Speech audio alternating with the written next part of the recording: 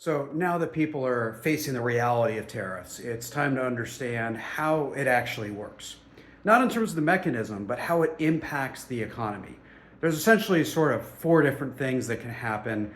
It certainly gets more complicated than this, but broken down real simply. So, just at the beginning, of course, the person or the organization, the entity importing goods pays the tariff.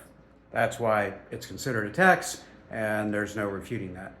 Now, what can happen is the importing company, the company that's sending stuff into the U.S., I can say, hey, I don't want to pay that much, and they could be really desperate to make those sales, so they can give a price break. I'm going to eat some of it, you eat some of it, and so the company that's sending the imported goods will reduce their price to some degree.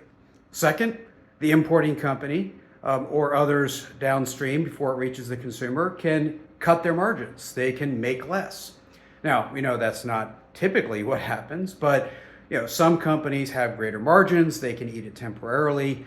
Others are either more protective of their margins or have smaller margins to begin with. They can't eat it.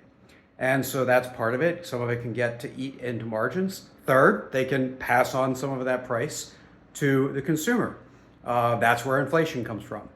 And then third is you can buy less. Whether the importing companies say we're just going to import less and take less risk on that incremental margin hit or that incremental price increase, or once inflation hits, consumers can buy less, right? Now that's of course recessionary, but that can absolutely reduce demand. I think everybody's looking at, hey, what do I not need to buy now?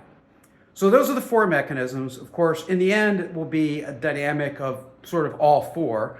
But the biggest risk, of course, is we have both inflation and recession, and then we're sort of out of options. So good to understand how this all works.